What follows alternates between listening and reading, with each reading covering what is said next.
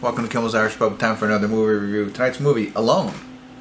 So it's about a recently widowed woman who gets captured, I believe, by maybe a serial killer or some type of killer, but she escapes and gets into the wilderness in the Pacific Northwest, and he hunts her, kind of thing. So, I don't know. 6.2 on IMDb. Not bad for the movies I've been watching recently.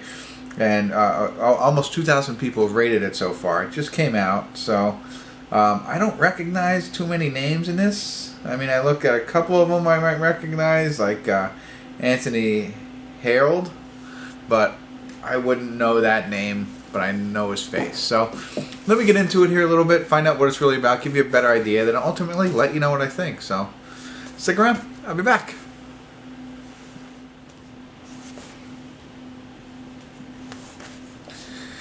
Hey everybody, we're at the credits of Alone. No check-in tonight, no needed. Right on, that's right on point on what they were saying about the plot. So I'll elaborate a little bit without spoiling this for you. But as a new widowed lady, I guess, she's traveling in the Pacific Northwest. Not sure where she's coming from.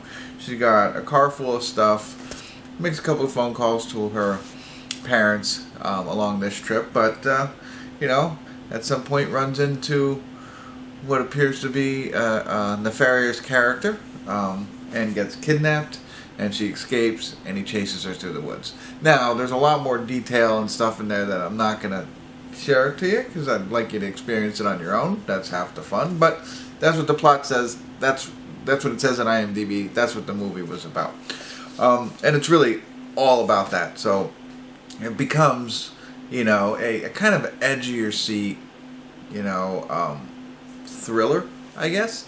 So, I mean, but it's your run-of-the-mill stuff. I mean, this is, we've seen many, Kiss the Girls always comes to mind. That was always a good one. But it's always, you know, when they're kidnapped and what's going on with there, and then when they get out, if they get out and they're being chased, and you know, I will say that it was pretty well done in the fact that there were times where I was anxious, like whoa, you know what I mean? Like you get that. So I think that accomplishes what they were looking for in this movie. There was times where I was like, not out loud, I don't think, but in my head, like, what? Don't go there. Don't. What do you get?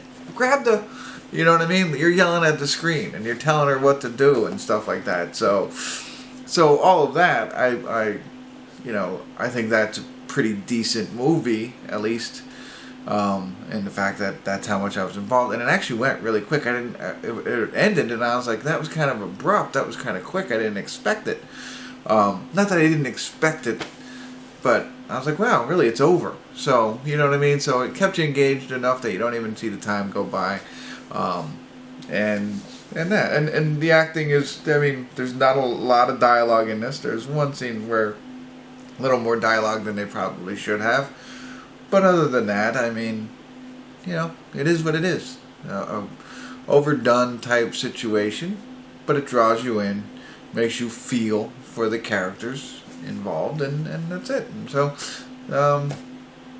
not much more else. There's not much else to tell. If you like those kinds of kidnapping chase movies, and edge of your seat, yelling at the screen, you might like this one. I agree. It's probably around a 6, maybe a 5. I mean, it's 6 in the fact that I was into it, but it's 5 in the fact that we've seen it many times, you know, and this was just a different version in a different location. So that's it. That's all I got for you.